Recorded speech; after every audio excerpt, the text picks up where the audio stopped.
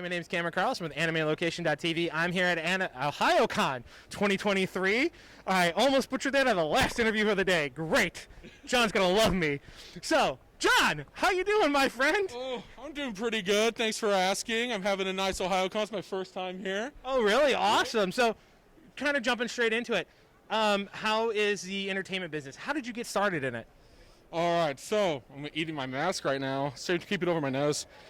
Streaming is how I started, like 11 years ago. I started on Twitch, speedrunning Sonic Adventure and streaming that. And then from there, I discovered that I like making videos after watching a bunch of them too. So then I just kept going along with it. So Sonic got you in it? Sonic got me in it. Alrighty, now it says in your bio, it's tongue-in-cheek joke, that you're the long-lost brother to Drew, who we just interviewed. How is it discovering that? Well, we have a great collection of YouTube buddies, and I'm the very tall one and the big one of the bunch, hence the Beeg Jon, right?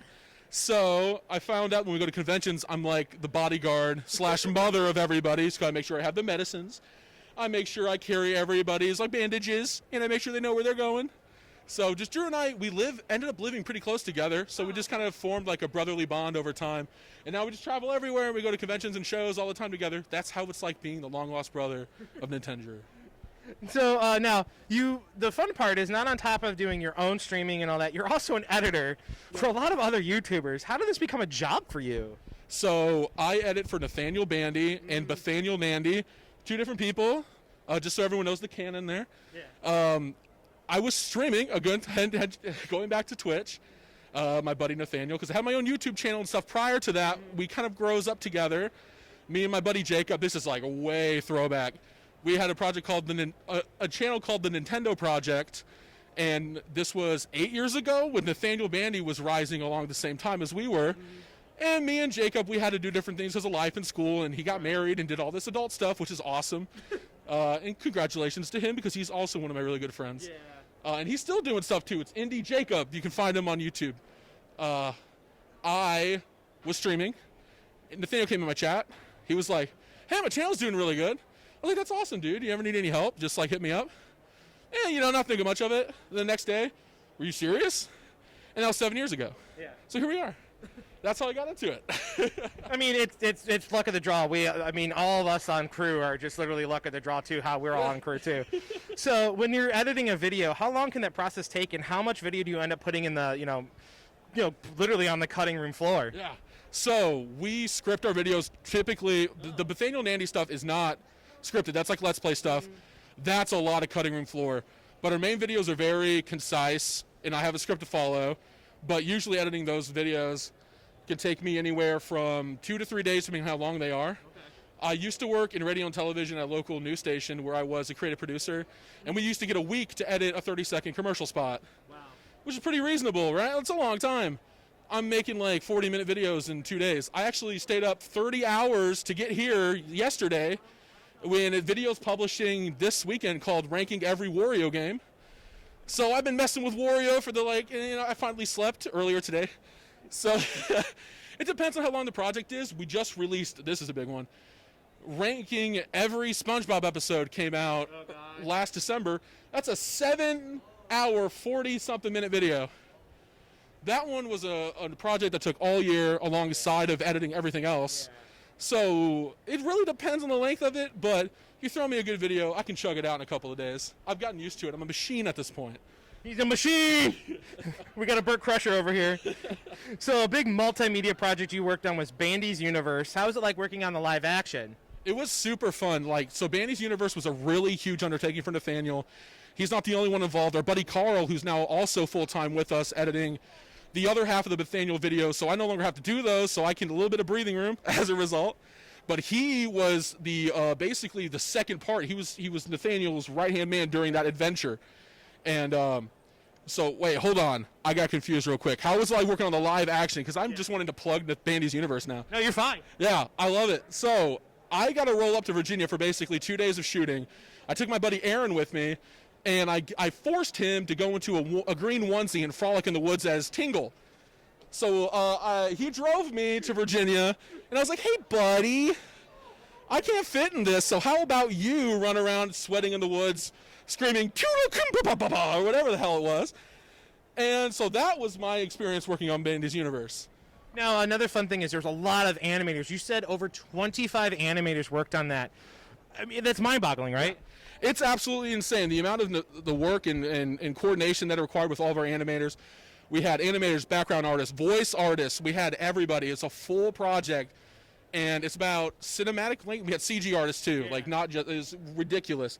Nathaniel managed all those people. We had a Discord group. Oh, yeah. That's how the man did it, putting together meetings, and everybody's just the magic of just wanting to get something done and time management, insane. But now we have some of those animators that have stuck on with us after the project that are doing custom intros for upcoming videos, and that's super exciting. So now from Bandy's Universe, there's even more people that have jobs now, and I'm super excited about that. Yeah, that's kind of cool. You scratch mine, I scratch yours. Here's a job. Have a good time. Exactly. So a fun thing that you love personally is wrestling. Now, we've seen a really big shakeup in the industry between WWE being sold to another group in Saudi Arabia. You know, you still have AWE and a lot of local independent wrestling groups. So what's this? I mean, this is a really, really big shakeup. Absolutely. You know, with the sale of WWE. What's your thoughts on that? So as far as the Dub's concerned, the Fed, I don't follow them too closely. I'm a huge AEW fan personally. My cousin got me into wrestling about 4 years ago. Before AEW launched their promotion, they had a pay-per-view called, I think it was All In. Yeah. And they had a show, and I watched a match with Cody Rhodes and Dustin Rhodes. They kind of had this brother feud where Dustin just bled like a pig, and I was just sitting here watching like, is this man okay? Yeah. He's like, I'm not going to say he's 80 or nothing, but he's old, right? So, but he can go. I mean, those Texas boys are built different. But I'm telling you, and I was so hooked on the storyline of that I just couldn't believe how interesting it was. And that's what got me sold on wrestling. And Ohio is a beautiful place for wrestling. John Moxley's from Cincinnati, AEW's primordial champion in my books. He's the one and only. And I love, dude, wrestling so much fun. I encourage everybody to get into wrestling. I thought it was silly. You know, I'm a normal sports guy. My family's in sports. I always thought it was, you know, maybe not really for me. And I didn't know how intertwined video game culture and anime culture is with wrestling. Yes. My favorite wrestler, Kenny Omega's finisher is the One-Winged Angel. He came out at the Tokyo Dome. Oh, that's even a big deal. One-Winged Angel, Sephiroth's theme. Yeah.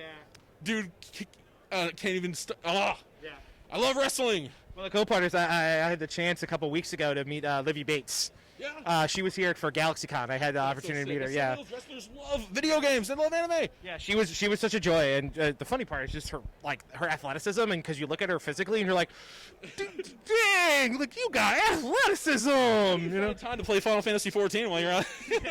Oh, I saw her collection the other day. It's awesome. So you also love Games Done Quick. That's what got you kind of started, and really the fun part is the Midwest is like the hub of all weird things, and it's like because I know Cleveland does a big Games Done Quick tournament and stuff, and you know we've got a lot of stuff hidden around the Midwest. So why is Games Done Quick so centered on the Midwest? I think that there's just a beautiful amalgamation of gamers in the Midwest specifically. Even this controversial take, I firmly believe that professional Smash started here. Well, started in my home state, Indiana. Right. You had the turf wars of East and West. I just feel like this place just brings everyone together. It's the crossroads of America. It's convenient. Yeah. People take a highway from the East Coast, West Coast, and just meet in the middle. Right. We're the mutual ground. And everyone loves to go fast in the Midwest. You've drove in here. Yeah, I live in this city. Just Jesus, dude. Not going fast. You hit, it's like, 270, 65, nah, it's 75. It's like driving in Texas. So if someone was new to doing YouTube editing, what is one of the biggest pieces of advice you can give? If you are new, I would say editing in general, the creative process, period, if you're going to school for it, especially if you're going to school for it, is to do things on your own. Have a passion project, have a pet project on the side, something that really gets you excited about creating. Because the moment you find that little light bulb that goes off and it's something you want to do, you just got to keep doing it. And then keep networking and talk with people. I mean, we're here doing an interview, right? I wouldn't be here if it weren't for networking, if talking to my little buddies out there in the ether. Yeah. That's what you got to do. Talk to people and keep creating, and then you'll find success in whatever you do. Now, wrapping things up, we have 2 more questions for you. Are there any upcoming projects you can talk about that you want fans to check out when they're available? Of my own? Anything. I was going to say, there's a lot of stuff I can't talk about. We have I think this is public. We're going to be doing another big ranking video this year. It's on Fairly Odd Parents. Okay. And I'm pretty excited for that because that's going to be another one of our big projects onto the side because we did the SpongeBob one last year. Yeah. And then also we're just continuing our dedication to animation, and we have people already working on cool projects down the line for that, which is great because with Bandy's Universe was like $150,000 fan fiction. Oh, Jesus Christ. Yeah. Yeah. Yep. And that'll be a video coming up soon too, where Nathaniel goes into details on, and that'll be the clickbait title. I spent $100,000 on a fan fiction, so Basically. I'm stoked about it. Yeah. All right, now what I'm going to ask now is, where can we follow you online? Huh? And what would you like to say to the fans that have been keeping up with you when you used to Twitch all the time? Now you're doing all this editing. You said it's been over 8+ years. So where can we follow you, and what do you want to say to your fans? So you can follow me on Twitter at totallynotjohn_. My name is Beeg Jon. Right now it's Big Jingle John because I haven't changed the Christmas theme yet. Yeah. I kind of like it. I might keep Jingle John for a little bit because it's fun. At least till April, right? Yeah. And on my Twitch is the same thing, totallynotjohn_. I stream a little seldomly these days, but I really wanted to, my goal to myself this year was to get back into streaming more and more. And the people that do follow me, thank you for staying subscribed. I appreciate the money from Twitch. And we'll play more Mario Kart soon, I swear, especially when my computer isn't crapping out on me. Well, John, it's been wonderful to hear from you, learn from you. Thank you so much for coming out and hanging out with me. Thank you so much.